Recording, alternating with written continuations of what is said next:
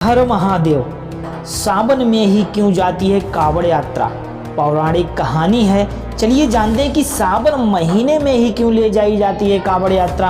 हम किसी और समय में क्यों नहीं ले जा सकते हैं? यदि आप इस सावन महीने में कावड़ यात्रा को ले जा रहे हैं तो आपको यह वीडियो जरूर देखनी चाहिए, क्योंकि इस वीडियो के माध्यम से आपको ये पता लगेगा कि आपको सावन महीने में कावड़ यात्रा क्यों ले जानी चाहिए, आखिर इसका राज क्या है, आखिर क्यों ले जाई जाती है एक कावड़।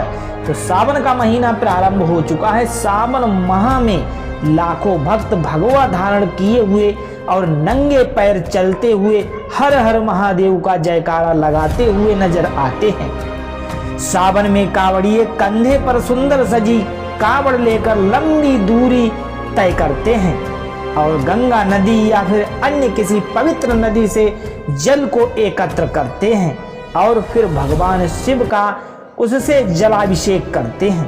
कावड़ यात्रा को भगवान शिव के प्रति भक्ति, श्रद्धा और सेवा का प्रतीक माना गया है।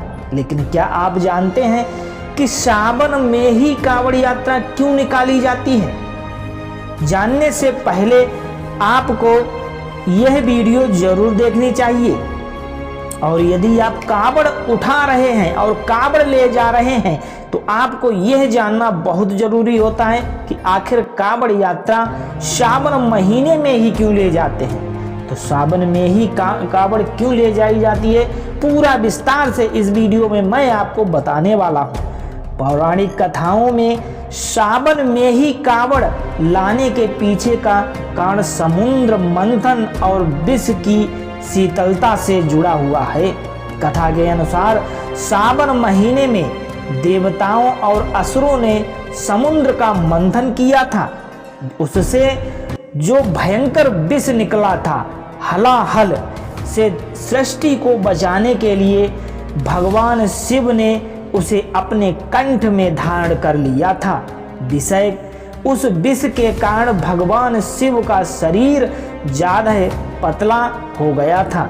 विष का प्रभाव तेज था और उनका कंठ नीला पड़ गया था। यही कारण है कि भगवान शिव को नीलकंठ के नाम से भी जाना जाता है।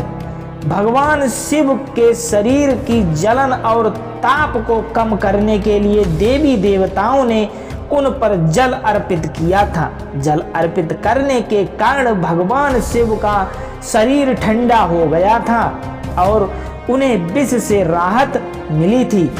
इसी मान्यता के कारण सावन महीने में पवित्र नदियों से जल भरकर और भगवान शिव को जलाभिषेक किया जाता है।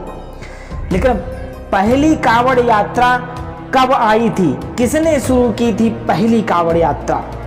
तो कावड़ यात्रा से जुड़ा यह प्रश्न सावन महीने में चर्चा में रहता है कि आखिर सबसे पहले यह यात्रा किसने प्रारंभ की थी। हालांकि इस प्रश्न का कोई ठोस उत्तर नहीं है। हिंदू धर्म के अलग अलग ग्रंथों में कावड़ यात्रा के प्रारंभ को लेकर कई कथाएं और मान्यता प्रचलित है।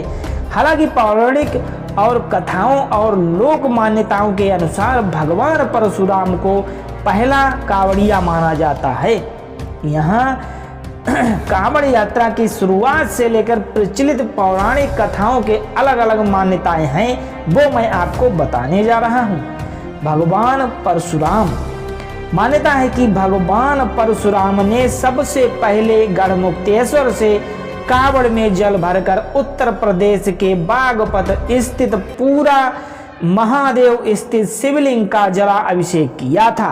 भगवान परशुराम को भगवान शिव का परम भक्त भी माना जाता है।